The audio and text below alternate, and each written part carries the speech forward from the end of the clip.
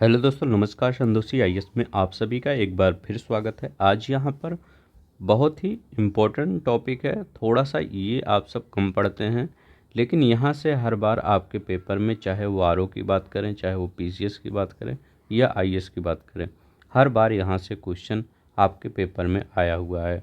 तो मैं थोड़ा सा सिंपल मेथड से ही इसको हम आपके जो चैप्टर है घटना चक्र में, उसको समझाने का प्रयास करूँगा। शायद आप इसको अच्छी तरह से समझ जाएं आज। ठीक है, हर चीज़ को एक डायग्राम के थ्रू बनाया गया है। ठीक है, ताकि आपको समझने में आसानी हो। ठीक है, इसका पीडीएफ आपको टेलीग्राम का नीचे लिंक दिया गया है, वहाँ पर जाके आप पढ़ सकते हैं। जितना ये दिया गया है यहाँ पर आपको डायग्राम के फॉर्म में, ये सभी क्वेश्चन के फॉर्म में आपके पेपर में आए हुए हैं प्रीवियस ईयर में, चाहे 20 से 30 साल की बात करें। ठीक है, यहाँ पर इसको करने के बाद हम क्वेश्चन करेंगे।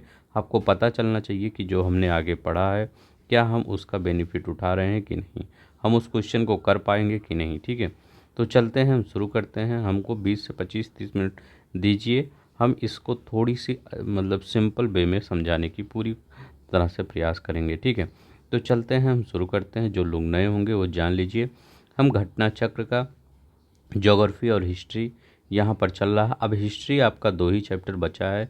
इस 2 चैप्टर को हम कंप्लीट करने के बाद, मतलब एंशियंट हिस्ट्री पूरी तरह से कंप्लीट करने के बाद, इसके बाद हम ज्योग्राफी का चैप्टर लाएंगे। ठीक है, इस जो 2 चैप्टर कंप्लीट करने के बाद पूरा पाषाण से लेकर यहाँ तक आपको पूरी तरह से एक कंपाइल पीडीएफ टेलीग्राम पे मिल जाएगी।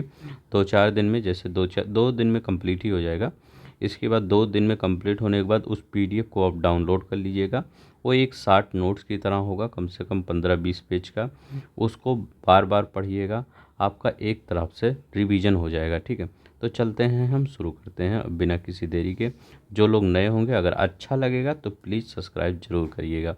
ठीक है, देखिए, दक्षिण भारत में जैसे चोल हुआ, चालुक हुआ, पल्लव हुआ, ये संगम, ये सभी ये संगम वंश के हैं। ठीक है, पहले थोड़ा सा चालुक्य वंश के बारे में बात कर लेते हैं।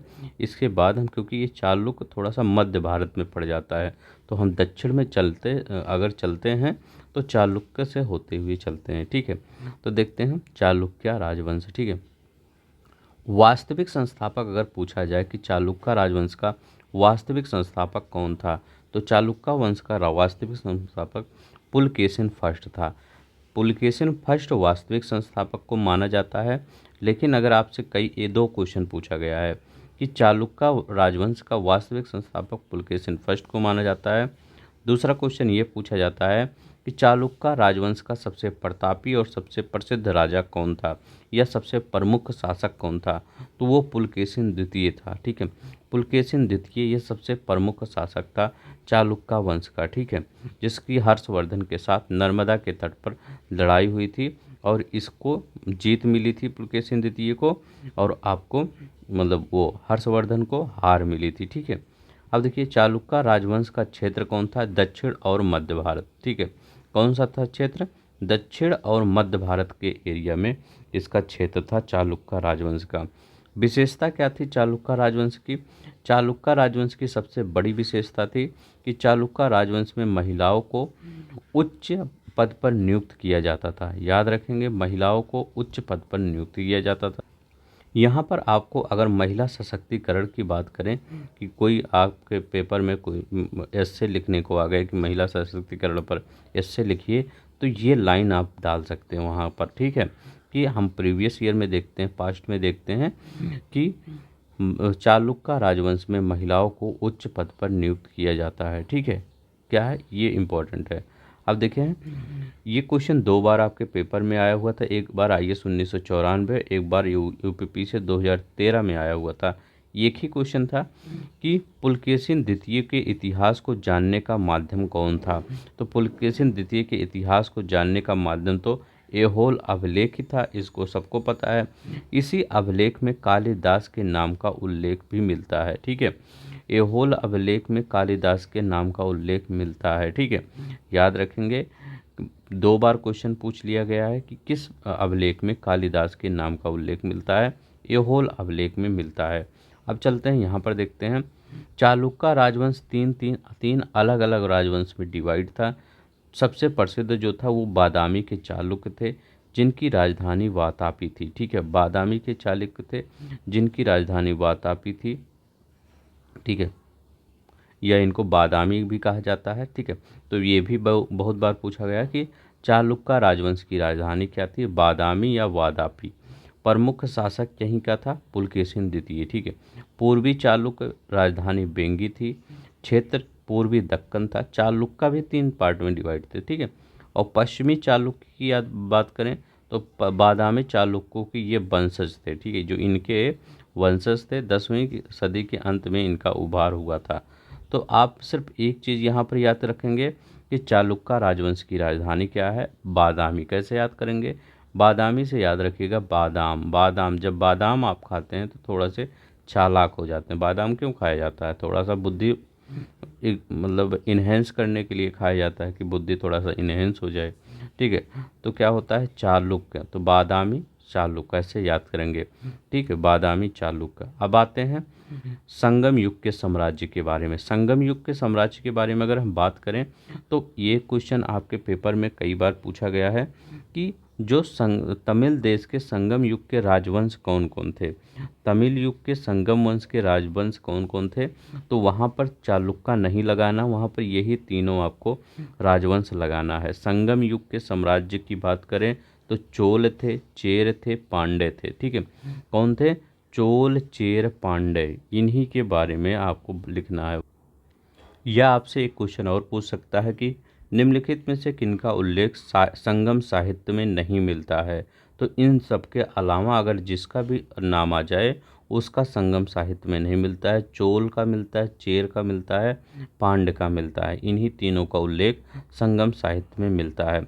अब देखिए, जब ये अब शुरू करते हैं हम चोल। चोल पढ़ते हैं क्योंकि चोल से सबसे ज़्यादा क्वेश्चन आपके पेपर में बनते हैं। ठीक है, देखिए चोल का संस्थापक कौन था, तो चोल का संस्थापक विजयालय था। याद रखिएगा, विजयालय इसने नरकेसरी की उपाधि धारण की थी। कावेरी बेसिन के आसपास का ये क्षेत्र था। स्थानीय स्वशासन इनकी प्रमुख विशेषता थी। सबसे ज़्यादा इम्पोर्टेंट अगर क्वेश्चन ये है तो यही है, स्थानीय स्वशासन। ठीक है, याद रखेंगे जो 73वां और 74वां संविधान संशोधन आप पॉलिटी में बार बार पढ़ते हैं, स्थानीय स्वशासन से रिलेटेड, यही इनकी विशेषता थी। ठीक है, स्थानीय स्वशासन इनकी प्रमुख विशेषता थी चोलों की, ये याद रखिएगा। इनका प्रतीक टाइगर था। क्या था प्रतीक, टाइगर था। कांस्य प्रतिमा सबसे उत्कृष्ट प्रतिमा थी। अब यहाँ से आपके आर में क्या क्वेश्चन पूछा गया था, यहाँ से आपके आर में यही क्वेश्चन पूछा गया था कि 2-3 ऑप्शन दिए गए थे। ठीक है, तो यहाँ पर बताया गया था, पहला ऑप्शन था कि ये जो कांस्य प्रतिमा है चोल से संबंधित है। ठीक है, तो ये तो सही ही है।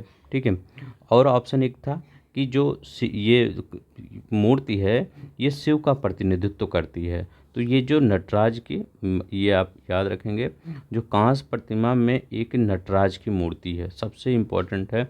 जो मतलब कांस्य प्रतिमा चोलों के कार्य में बहुत ही प्रचलित थी। तो यहाँ पर एक बहुत ही प्रचलित थी, कौन सी थी, नटराज की मूर्ति। नटराज की मूर्ति किसका प्रतिनिधित्व करती है, भगवान शिव का प्रतिनिधित्व करती है। याद रखेंगे, भगवान शिव का प्रतिनिधित्व ये करती है। अब देखिए यहाँ पर दूसरा एक ऑप्शन दिया था, आपके स्टेटमेंट दिया था आर में, ये 2021 का पेपर है। ठीक है, पहला ये ऑप्शन स्टेटमेंट दिया था कि ये भगवान शिव का प्रतिनिधित्व करती है, तो सही कर देंगे पहला स्टेटमेंट। दूसरा स्टेटमेंट अगर आप पढ़ेंगे, यहाँ पर दिया था कि इनके दाएं कान में पुरुष का कुंडल, ये देखिए दायां कान ये है इनके, यहाँ पर पुरुष का कुंडल है और ये बायां कान है, तो बाएं कान में किसका है, महिला का कुंडल है। ठीक है, ये भी दूसरा भी स्टेटमेंट आपका सही होगा। अगर 1, 2 दोनों अगर आपका सही है तो आपका सही हो जाएगा। ठीक है, दाएं कान में, दायां तो आपका इधर होगा ना, अगर आप ऐसे इनकी तरह से बैठिए तो आपका दायां इधर होगा और बायां इधर होगा। तो बाएं कान में महिला का कुंडल है और दाएं कान में पुरुष का कुंडल है इनके मतलब कान में। ठीक है, तो ये याद रखेंगे। हो सकता है आगे वाले समय में आर में पूछा गया है तो पीसीएस में भी पूछ सकता है। ठीक है, अब चलते हैं नेक्स्ट देखते हैं। यहाँ पर चोलों की झील बंगाल की खाड़ी को कहा जाता है। ठीक है, चोलों की झील बंगाल की खाड़ी को कहा जाता है। जिस प्रकार से स्थानीय स्वशासन इनकी प्रमुख विशेषता थी। इसी प्रकार से इनकी नौसेना काफ़ी उन्नति थी, ये भी इनकी प्रमुख विशेषता थी। तो तीन चीज़ें याद रखेंगे। अगर आपकी कांस्य प्रतिमा के बारे में, नटराज की मूर्ति के बारे में पूछे तो चोल बताएंगे, और पूछे कि नौसेना की सबसे अच्छी किसकी थी, चोलों की नौसेना बहुत ही अच्छी थी, उन्नत किस्म की थी। स्थानीय स्वशासन के बारे में बात करें तो किसकी थी स्थानीय स्वशासन, तो ये भी चोलों की थी। तो चोला ये देखिए यहीं पर रहते थे, ठीक है। चेर जो थे ये केरला साइड रहते थे, चोला इस साइड रहते थे, तमिलनाडु के साइड में रहते थे। ये दोनों याद रखेंगे, थोड़ा सा मैप में दिमाग में रखेंगे तो ज़्यादा सही रहेगा, ठीक है। चोला कहाँ रहते थे, इस साइड में, और चेर यहाँ रहते थे, ठीक है, नहीं तो आप कंफ्यूज हो जाएं चोल चेरा से, ठीक है। यहाँ पर लिखा गया है चोल कोरोमंडल तट एवं दक्कन के कुछ भागों में फैले हुए थे। कोरोमंडल तट पर तो फैले हुए थे, ये जो आपका कोरोमंडल तट है, ये इधर कोरोमंडल होता है, इधर मालाबार तट होता है, तो कोरोमंडल तट पर फैले हुए थे। लेकिन कुछ यहाँ पर दक्कन के की भी कुछ भाग पर फैले हुए थे चोला, ठीक है। तो ज़्यादा इम्पोर्टेंट है कोरोमंडल और दक्कन, ठीक है, याद रखेंगे। अब देखिए यहाँ पर चोल का साम्राज्य कहाँ था, कृष्णा से लेके ये कन्याकुमारी जो अंतरीप कहा जाता है, यहाँ पर यहीं पर इनका चोलों का साम्राज्य था। कृष्णा से लेकर कन्याकुमारी तक इनका साम्राज्य फैला हुआ था, ठीक है। अब यहाँ पर देखें चोल प्रशासन के बारे में देखते हैं कि चोल प्रशासन में भूमि के प्रकार की बात करें कि चोल प्रशासन में भूमि का प्रकार क्या क्या होता था, तो ब्रह्मदेव होता था, साला भोग होता है, बेल्ला ननगई होता, देवदान, एर्तु वेद मंगलम, ये भूमि के प्रकार कहे जाते थे। मेरु मक्कलम क्या होता है, अग्रहार ब्राह्मण बस्तियों की सभा। नगरम क्या होते हैं, इनको व्यापारी, ये क्वेश्चन आया हुआ है कि व्यापारी चोल साम्राज्य में किसको कहा जाता था, तो व्यापारी चोल साम्राज्य में किसको कहा जाता था, नगरम को कहा जाता था। नगरम को व्यापारी या नगरम को व्यापारी कहा जाता है, याद रखेंगे।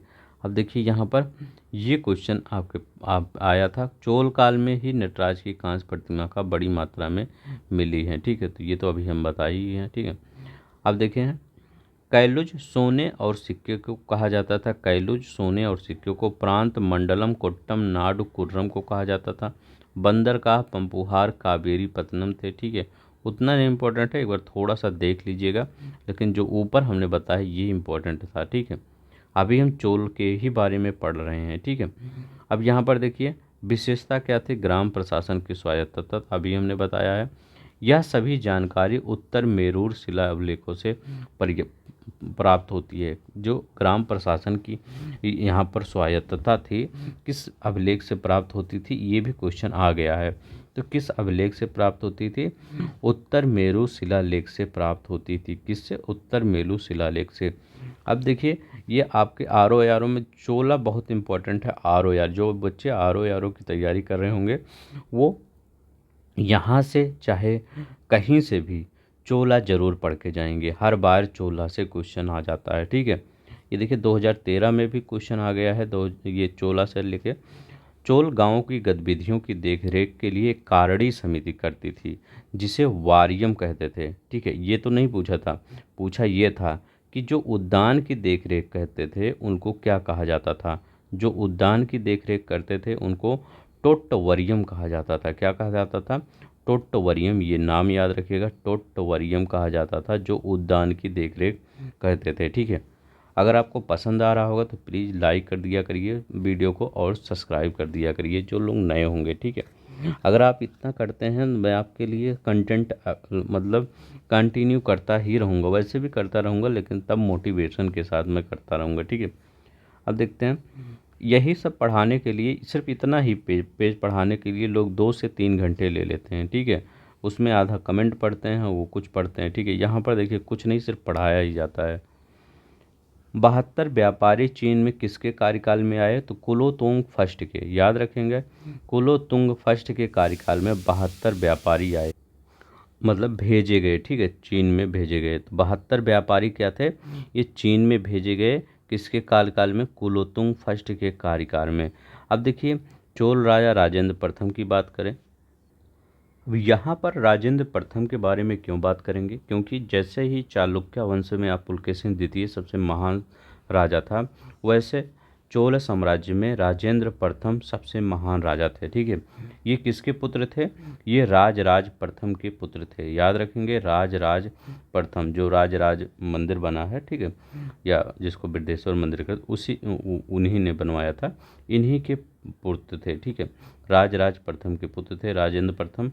इनके कार्यकाल में चोल शक्ति चरमों उत्कर्ष पर थी। ठीक है, किसके कार्यकाल में? राजेंद्र प्रथम के कार्यकाल में चोल शक्ति चरमों उत्कर्ष पे थी। राजेंद्र प्रथम के बारे में कहा गया है कि इसने बंगाल की खाड़ी को चोल झील का स्वरूप प्रदान किया था। ठीक है, बंगाल की खाड़ी को चोल झील का स्वरूप किसने प्रदान किया था? राजेंद्र प्रथम ने प्रदान किया था। 1017 में संपूर्ण श्रीलंका को जीत लिया था। लेकिन एक बार एक क्वेश्चन और पूछा जाता है कि श्रीलंका का उत्तरी भाग जीता था।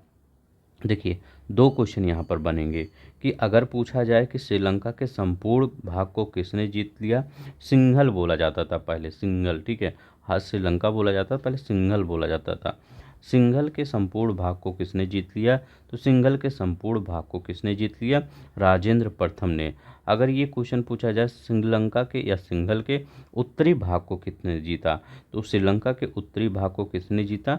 राजराज प्रथम ने जीता। याद रखेंगे, राजराज प्रथम ने। दो क्वेश्चन है, अलग अलग से पूछ सकता है आपके पेपर में। पवित्र गंगा को जल लाने के उद्देश्य से गंगा घाटी में अभियान किया और पाल शासक महीपाल, याद रखेंगे, महीपाल को पराजित किया तथा गंगैकोंड चोलपुरम नामक नई राजधानी बनाई। कौन सी राजधानी बनाई? गंगैकोंड चोलपुरम एक नई राजधानी बनाई और चोल गंगम नामक बृहद झील का निर्माण भी करवाया। तो पूछेगा अगर आपसे क्वेश्चन कि चोल गंगम नामक बृहद झील का निर्माण किसने करवाया? राजेंद्र प्रथम। गंगैकोंड चोलपुरम नामक राजधानी किसने बनाई? राजेंद्र प्रथम। तो अभी हमने जितना ये पढ़ा है ये चोलों के बारे में था।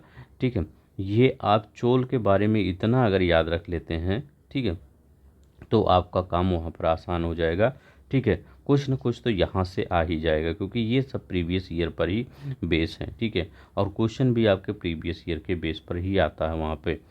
पांड्य राज्य क्षेत्र कौन था? दक्षिणी तमिलनाडु का क्षेत्र था पांड्य राज्य का। ठीक है, यहाँ पर देखिए, यहीं पर, यहाँ नहीं, एक मैप और था। ठीक है, यहाँ देखिए, पांड्या यहाँ पर आपके रहते थे। ठीक है, चेरा यहाँ पर थे, चोला यहाँ पर थे। ठीक है, इनका शासन था।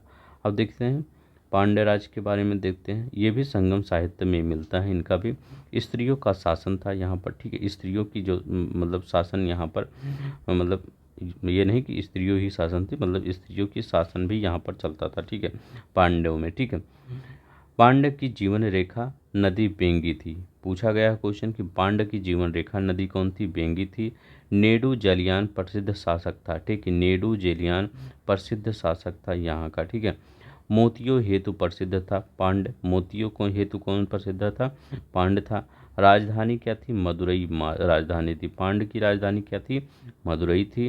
प्रतीक चिन्ह क्या था? मछली था। मेगास्थनीज ने इन्हें माबर कहा। ठीक है, मेगास्थनीज ने इन्हें क्या कहा? माबर कहा। बंदरगाह कोकोई बंगाल की खाड़ी में स्थित है। ठीक है, पांड्य राजाओं के ने साहित्य सम्मेलन संगम का आयोजन किया था। तो किसने साहित्य सम्मेलन संगम का आयोजित किया था? पांड्य ने। अब ये देखेंगे कि ये कहाँ पर हुआ था और इसकी अध्यक्षता किसने की था, क्योंकि जैसे ही आपका वो आपका संगीत था जो बौद्ध पहला दूसरा प्रथम बौद्ध सम्मेलन दूसरा बौद्ध सम्मेलन कहाँ हुआ था, उसी तरह यहाँ भी पूछा जाता है स्थल और अध्यक्ष। तो यहाँ भी पूछ लिया गया है आपके पेपर में। तो प्रथम जो संगम था वो अगस्त ऋषि इसके अध्यक्ष थे। कौन थे? अगस्त ऋषि इसके अध्यक्ष थे और ये स्थल मदुरई में आयोजित किया था। तो ये ही क्वेश्चन पूछा गया था कि जो प्रथम संगम था साहित्य तमिल का, वो उसके अध्यक्ष कौन थे? तो उसके अगस्त ऋषि थे और स्थल मदुरई। द्वितीय में तोलक पियाड़ थे। ठीक है, तोलक पियाड़ थे अध्यक्ष और कापाटपुरम। ठीक है, याद रखेंगे, कपाटपुरम इसका दूसरा स्थल था। तृतीय क्या था? नक्कीरर। ठीक है, उत्तरी मदुरै। ठीक है, याद रखेंगे, उत्तरी मदुरै इसका स्थल था। अध्यक्ष कौन थे? नक्कीरर। ठीक है, ये नक्कीरर इसके अध्यक्ष थे। उत्तरी मदुरै इसका स्थल था। तो याद रखेंगे, ये आपके संगम साहित्य कहाँ पर आयोजित हुए थे और अध्यक्ष कौन थे। संगम साहित्य ये तमिल की प्राचीन रचनाएं हैं, ठीक है। संगम साहित्य में क्या है, ये तमिल की कौन सी प्राचीन रचनाएं हैं, दो भागों में विभक्त की गई हैं, अगम और पुरम, ठीक है। याद रखेंगे, अगम और पुरम दो भागों में विभक्त की गई हैं। रचनाएं में एतु गोई, पत्तु पातु, पादिप पत्तु और तोलकपियम, शिल्पादिकारम, ये सब प्रमुख रचनाएं हैं। अभी इन सब के बारे में हम पढ़ेंगे, कौन कौन सी रचनाएं कौन कौन लिखे हैं। चाहे कौन की बात करें, को कर बात करें, मन्नन शब्द राजा के लिए प्रसिद्ध प्रयुक्त होते थे, ठीक है, वहाँ पर, ठीक है। कौन को मन्नन, ये क्वेश्चन इंपॉर्टेंट है। कौन को मन्नन किसके लिए प्रसिद्ध होते थे, राजा के लिए प्रसिद्ध होते थे। दक्षिण भारत में आर्यकरण का श्रेय किसको जाता है, महर्षि अगस्त्य को जाता है। आर्यकरण का श्रेय महर्षि अगस्त्य को जाता है, ठीक है। तमिल साहित्य का जनक अगर कोई पूछा जाए कि आपको तमिल साहित्य का जनक कौन है, तो ये महर्षि ये अगस्त्य है। अब देखिए तोलकपियम यह सबसे प्राचीनतम तमिल ग्रंथ है माना जाता है। प्रणयनकर्ता मतलब रचनाकर्ता कौन है, तोलकपियर। यहाँ इनके इसके तोलकपियम के रचनाकार हैं तोलकपियर। कई बार क्वेश्चन पूछा गया है। अगस्त ऋषि के 12 शिष्यों में से ये एक थे। कौन थे, तोलकपियर। तोलकपियर ये क्या किए थे, दूसरा जो संगम आयोजित हुआ था, ये देखिए दूसरा जो संगम आयोजित हुआ था, इसी के अध्यक्ष थे। कहाँ पर, कपाटपुरम में आयोजित हुआ था, इसी के अध्यक्ष थे, याद रखेंगे। अब देखिए यह एक व्याकरण ग्रंथ है, ये भी क्वेश्चन पूछा गया कि तोलकपियम कौन सा ग्रंथ है, किस प्रकार का ग्रंथ है, व्याकरण ग्रंथ है, रचना सूत्र शैली है। तो ये इंपॉर्टेंट नहीं, ये इंपॉर्टेंट है, व्याकरण ये ग्रंथ है तोलकपियम। अब देखिए शिल्पादिक, इसके लेखक कौन है, इलंगो है, इलंगो इसके लेखक हैं। इलंगो आर्टिकल, इलंगो ही पूछा जाता है, इलंगो ही ऑप्शन में दिया रहता है। शिल्पादिक्रम के लेखक कौन है, इलंगो, ठीक है।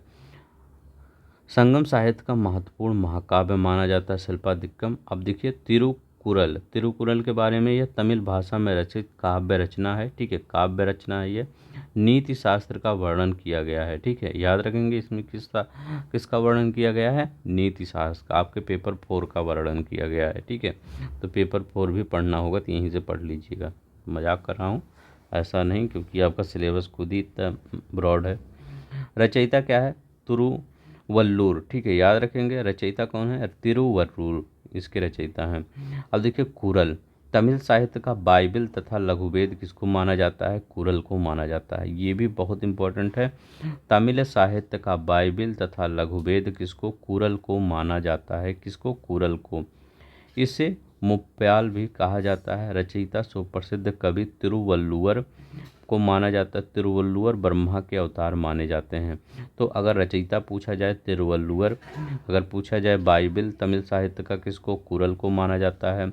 अगर पूछा जाए तिरुवल्लुवर कौन थे, ये ब्रह्मा के अवतार माने जाते हैं। यवन प्रिय एक शब्द आता है दक्षिण भारत में, यवन प्रिय, तो काली मिर्च को कहा गया था यवन प्रिय। आया आईएएस का क्वेश्चन आया है, आईएएस में ये क्वेश्चन आया हुआ है, यवन प्रिय किसको कहा जाता है, ये काली मिर्च को, ठीक है।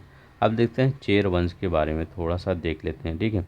प्रमुख राजा कौन थे, तो प्रमुख राजा उदयन जेराल, युग के पीछे में आया था। देखिए ऐसा ऐसा क्वेश्चन पूछ लिया जाता है कि उदयन जेराल किस वंश का राजा था। तो उदयन जेराल युग ये किस वंश का, चेर वंश का राजा था।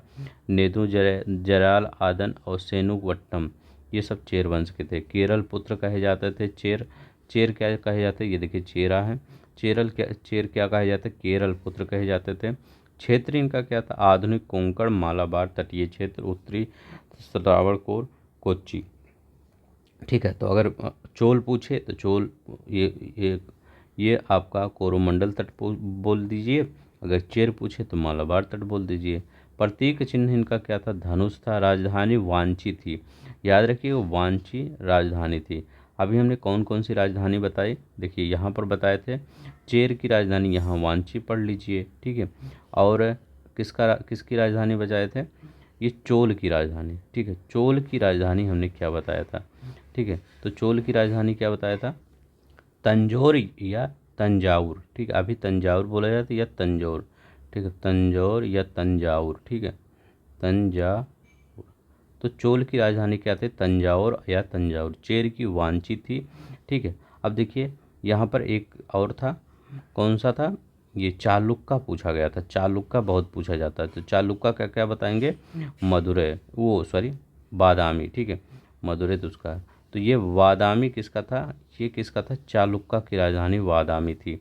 एक पल्लव पूछा जाता है, पल्लव की राजधानी क्या है, ठीक है, पल्लव की राजधानी कांची है, याद रखेंगे पल्लव की राजधानी, दक्षिण भारत का ये भी साम्राज्य था पल्लव, ये इसकी राजधानी कांची थी। कैसे याद करेंगे, आपकी खिड़की होती है, खिड़की खिड़की दरवाजे, देखिए सबको अभी याद करवा देंगे। चालुक्यों को याद करेंगे, बादामी, बादाम खाएंगे तो मतलब क्या होगा, दिमाग चालू हो जाएगा। और यहाँ पर क्या हो जाएगा, पल्लव की कांची, कैसे याद करेंगे पल्लव की कांची, जो खिड़कियाँ होती हैं उसमें पल्ले लगे होते हैं, जिसको हम पल्ले, उसको किसके लगे होते हैं, शीशे के, उसको कांच के शीशे कहते नहीं, कि बॉल बच्चे खेल रहे थे, बॉल आके लग गई तो वो कांच टूट गया, ठीक है, तो कांच है। तो पल्लव क्या होगा, कांची। कभी भी आपके दिमाग में आ जाए कि पल्लव किसकी राजधानी है, तो पल्लव की राजधानी क्या है, कांची है, ठीक है, याद रखेंगे ऐसे ही। यहाँ देखिए चालुक्का का ये पूछा गया है, चालुक्का बादामी, पल्लव का कांचीपुरम, कांची याद रख लीजिए, कांचीपुरम तो अपने आप याद हो जाएगा, ठीक है। हर्ष की राजधानी कौन थी, ये कन्नौज थी।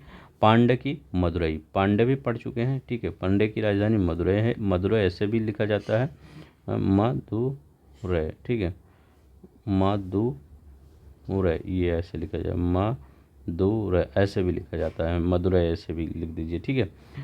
तो चालुक्य की बादामी, पल्लव की कांचीपुरम, हर्ष को कन्नौज, पांड्य की मदुरई। गुप्त वंश से संबंधित मंदिर देवगढ़ है, ठीक है, और चंदेल का खजुराहो है, ठीक है, चंदेल का खजुराहो याद रखिएगा, ठीक है, ये बहुत इंपॉर्टेंट है, चंदेल का खजुराहो का मंदिर, चंदेल का, ठीक है। चालुक्य बादामी, ठीक है, पल्लव पनेमल, ठीक है, पनेमल, ठीक है, याद रखेंगे। आराकामेडु भारत के प्रसिद्ध तट पर स्थित एक प्राचीनतम स्थल है जिसको पोडैक्वे कहा जाता है, ठीक है। अराकामेडु के, अरिकामेडु क्या है, अरिकामेडु से कई बार क्वेश्चन पूछा जाता है, ये एग्जामिनर का फेवरेट है, ठीक है। अरिकामेडु, यहाँ प्रारंभिक शताब्दियों में रोमन वस्तुएं प्राप्त हुई हैं अरिकामेडु से, ठीक है। अरिकामेडु कहाँ है, तो ये जब आपका जो यहाँ पर पुडुचेरी है वहीं के आसपास ये पड़ता है अरिकामेडु। यहाँ पर रोमन बस्तियाँ प्राप्त हुई थी, इसीलिए यह प्रसिद्ध है, ठीक है। अरिकामेडु का नाम किसने, दी Periplus of the Erythraean sea के लेखक को ज्ञात था, ठीक है। ये अब देखिए इसके लेखक अनाम है, मतलब अनाम है, इनको ज्ञात नहीं है कौन इसके लेखक हैं, the Periplus of the Erythraean sea के, नहीं तो मैं यहाँ पर लिख देता, सिर्फ इतना ही लिखा हूँ कि Arikamedu the Periplus of the Erythraean sea के लेखक को ज्ञात था ये स्थान, अरिकामेडु स्थान, ठीक है। यहीं से एम्फोरा जार के अवशेष भी प्राप्त हुए हैं, ये एक लंबा और दोनों तरफ हत्थेदार जार होता था। ये क्या होता था एम्फोरा जार, ये इसमें शराबें रखी जाती थी, उस समय की जो शराबें हैं वही रखा जाता था एम्फोरा जार में। अब देखिए तोलक्कम का युद्ध कब हुआ था, मतलब किसके किसके बीच हुआ था, तो तोलक्कम का युद्ध चोल और राष्ट्रकूटों के मध्य हुआ था। इसमें चोल शासक कौन था, परांतक फर्स्ट था, और राष्ट्रकूट शासक कौन था, कृष्ण तृतीय था, ठीक है। तो चोल और राष्ट्रकूटों के मध्य तोलक्कम का युद्ध हुआ था। परांतक फर्स्ट इसमें ये चोल राजा था, कृष्ण सेकंड ये राष्ट्रकूट राजा था। चोल इसमें परास्त हुए थे और तंजावुर पर अधिकार कर लिया था चोलों ने, ठीक है, मतलब चोल परास्त हुए थे, राष्ट्रकूटों ने अधिकार कर लिया था, ठीक है, यहाँ पर तंजावुर में। और तंजो युकोंड की उपाधि धारण की थी किसने, कृष्ण तृतीय ने। तो तंजय युकोंड की उपाधि यहीं पर इसीलिए धारण किए थे। अब देखिए तमिलनाडु का तिरुचुनापल्ली में कावेरी नदी के तट पर स्थित उरयूर संगमकालीन महत्वपूर्ण नगर था। उरयूर के बारे में पूछ ले जाए, देखिए जब दक्षिण भारत का आप इतिहास पढ़ेंगे तो ऐसे ऐसे टर्म पूछता है, यहाँ पर ज़्यादा डिटेल में नहीं पूछता है, थोड़े थोड़े से टर्म पूछ लेता है, क्योंकि उसको पता है कि दक्षिण भारत के में थोड़ा सा टफ रहता है बच्चों के लिए, इसलिए थोड़ा थोड़ा सब टर्म पूछ लेता है। जैसे यहाँ पर एक टर्म पूछ रहा था कि उरयूर ये किस लिए प्रसिद्ध था, और ये यहाँ एक टर्म पूछा था कि यौवन प्रिय बताइए, ये आईएएस में क्वेश्चन आया हुआ है और ये शायद पीसीएस में क्वेश्चन आया हुआ है उरयूर। तो उरयूर क्या था, एक कपास के लिए महत्वपूर्ण व्यापार केंद्र था, ये बीपीएससी में आया हुआ था, ठीक है। देखिए उरयूर किसके लिए, बीपीएससी में आया हुआ है। यह कपास के लिए एक महत्वपूर्ण केंद्र था तमिलनाडु के तिरुचिरापल्ली में कावेरी नदी के तट पर। यमन प्रिय क्या था? काली मिर्च के लिए। तो ऐसे ऐसे शब्द पूछा जाता है आपसे दक्षिण भारत के इतिहास में। अब देखिए एक नोट है, देखते हैं। चालुक्य शासक कुमारपाल ने अपने राज्य में पशुवध पर प्रतिबंध लगा दिया।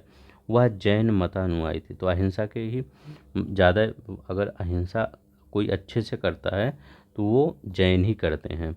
इसने उसने पशुओं के प्रति क्रूरता को रोकने के लिए काशी क्षेत्र में अपने मंत्रियों को भेजा था। तो पशुओं के प्रति क्रूरता रोकने के लिए काशी क्षेत्र में किसने अपने मंत्रियों को भेजा था? तो शासक कुमारपाल ने, कुमार चालुक्य शासक कुमारपाल ने।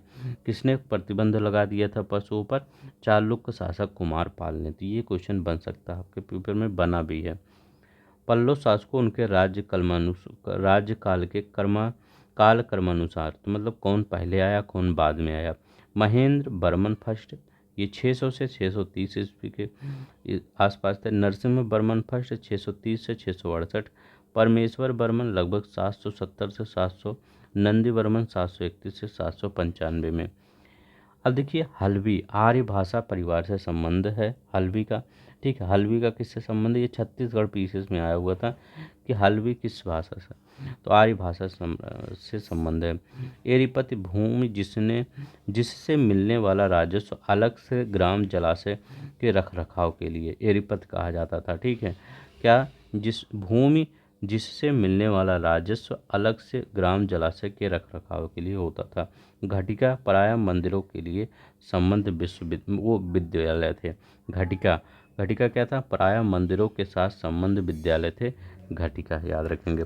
अब देखिए चोल वंश का संस्थापक कौन था? चोल वंश का संस्थापक कौन था? विजयालय था, याद रखेंगे। विजयालय चोल वंश का संस्थापक था। ठीक है, बीपीएससी अभी देखिए रिसेंट में 2022 में क्वेश्चन आया हुआ था। देखिए सिंपल क्वेश्चन पूछ लिया था।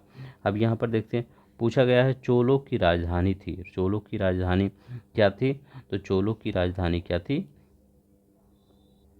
तो तंजौर या तंजौर। ठीक है, तंजौर या तंजौर ये चोलों की राजधानी थी, याद रखेंगे। अब देखिए कौन चोल प्रशासन की विशेषता थी? तो चोल प्रशासन की विशेषता कौन थी? तो ग्राम प्रशासन की स्वायत्तता सबसे बड़ी विशेषता थी। ठीक है, ग्राम प्रशासन की विशेषता सबसे बड़ी मतलब विशेषता थी, स्वायत्तता सबसे बड़ी विशेषता थी। अब देखिए चोल शासकों के शासनकाल में निम्नलिखित में से कौन सा वरियम उद्यान प्रशासन का कार्य देखता था? तो वरियम उद्यान प्रशासन का कार्य देखिए RO 2013 में क्वेश्चन आया हुआ है। टोट्टवरियम देखता था। कौन देखता था? टोट्टवरियम देखता था, इंपॉर्टेंट है। तो देखते हैं चोल काल में निर्मित नटराज की कांस्य मूर्तियां देवीकृत प्राय थी। हाँ, ये नहीं बताए थे। जो आपकी चोल काल में नटराज की मूर्तियां थी वो कौन थी? चतुर्भुज थी। ठीक है, चतुर्भुज मतलब चार भुजा थे। एक बार हम दिखा भी देखता हूँ, नटराज की मूर्ति चार भुजा आपको दिखा देगा। ठीक है, चार ही भुजा हैं। ठीक है, एक भुजा देखिए पीछे है, एक आगे है, यहाँ भी एक पीछे है और एक भगवान शंकर के ये चार भुजाएं हैं। ठीक है, तो याद रखिएगा दाएं कान में पुरुष कुंडल, बाएं कान में महिला कुंडल, ये याद रखेंगे। ठीक है, यहाँ पर क्या है? हाँ, यहाँ पर चौथा है, चार है, तो याद है चतुर्भुज है। ठीक है, नटराज की कांस्य की प्रतिमा की देवीकृत क्या है? ये चतुर्भुज है। अब यहाँ पर देखते हैं दक्षिण भारत का कौन सा राजवंश अपनी नौसेना के लिए प्रसिद्ध था? नौसेना के लिए कौन सा प्रसिद्ध था? ये चोल प्रसिद्ध थे। चोला नौसेना के लिए प्रसिद्ध थे। गंगईकोंड चोलपुरम की स्थापना किसने की थी? तो राजेंद्र प्रथम ने किया था गंगईकोंड चोलपुरम। कौन सी संस्था विदेशी व्यापार से संबंधित थी? तो व्यापारी विदेशी व्यापार से मणिग्राम भी संबंधित था और नाना देश भी संबंधित था। यहाँ पर C&D दोनों होगा। ठीक है, कौन सा? दोनों ही होगा, ये नाना देश भी और मणिग्राम भी। यहाँ यवन प्रिय किसके शब्द देखिए, यवन प्रिय काली मिर्च से संबंधित है, अभी हमने पढ़ा है। अब यहाँ पर देखिए तिरुकुरल, तोलकपियम, शिल्पादिक्रम और मणिमेकले किससे सब संबंधित है? तो बताइए किससे संबंधित है? तो ये पहले आप देखिए तोलकपियम क्या हमने बताया? तोलकपियम क्या था? एक व्याकरण की था, तो बी का कौन सा हो जाएगा? बी का चौथा हो जाएगा। तो बी का चौथा कहाँ पर, सिर्फ एक ही में है, ये देखिए। अब देखिए क्या है, तिरुकुरल। तिरुकुरल बताइए किससे संबंधित है, तो ये दर्शन से संबंधित है। तो ठीक है, याद रखेंगे दर्शन से संबंधित है ये। शिल्पादिक्रम, तो ये शिल्पादिक्रम किससे है, तो ये प्रेम कथा है। ठीक है, तो कैसे याद करेंगे, शिल्पा शिल्पा शिल्पा शेट्टी एक मतलब आप देखें अभिनेत्री हैं। ठीक है, तो उनकी भी कई मूवी बनी है। ठीक है, जो मतलब प्रेम कथा पर ही बेस है। तो जैसे आप कौन सी मूवी ले सकते हैं उनकी मूवी, धड़कन। धड़कन मूवी देख सकते हैं। तो ऐसे याद रख लीजिए, शिल्पा दक्रम अगर याद रखेंगे तो प्रेम कथा पर। ठीक है, कुछ भी करके याद रखिए ताकि वहाँ पर क्लिक कर जाए आपसे। मणिमेकले, मणिमेकले किस पर है, तो वाणिक कथा पर स्थित है। ठीक है, तो मणिमेकले किस पर आधारित है, वाणिक कथा पर। मान लीजिए इसी का अगर सी का ही ट्रिक आप बना लिए, तो सी का एक ट्रिक आप बना लिए, तो ये शिल्पादिक्रम तो प्रेम कथा है। ठीक है, तो सी का एक ही होगा। तो देखिए आप कर दिए इसको। ठीक है, यूपीपीसी 2014 में। तो इसीलिए किसी न किसी का ट्रिक बना लीजिए, हो सकता है एलिमिनेट कर दें पूरा। ठीक है, अगर लक साथ दे देता तो वहाँ पर एलिमिनेट कर देंगे। अब देखिए शिल्पादिक्रम का लेखक कौन था, बताइए शिल्पादिक्रम का लेखक कौन था, तो इलंगो। ठीक है, इलंगो शिल्पादिक्रम का लेखक था। दक्षिण भारत के मंदिरों का आकर्षक द्वार क्या कहलाते थे, उसको गोपुरम कहा जाता था। दक्षिण भारत के मंदिरों के आकर्षक द्वार को बस गोपुरम कहा जाता था। इतना ही है। ठीक है, तो आज के लिए बस इतना ही। अगर आपको पसंद आया होगा तो प्लीज़ लाइक कर दीजिएगा, शेयर कर दीजिए, सब्सक्राइब कर दीजिएगा। कुछ दिन में सब कुछ पूरी तरह से मैं चेंज करने वाला हूँ। ठीक है, आप सब बने रहिएगा, देखिएगा कुछ चेंज आता है। मतलब मैं आपसे पढ़ाई से ही रिलेटेड कुछ मतलब ये सब चलेगा ही, लेकिन कुछ मतलब टेक्नोलॉजी में ही चेंज कर दूंगा। ठीक है, तो आज के लिए बस इतना ही। धन्यवाद, नमस्कार, जय हिंद, जय भारत।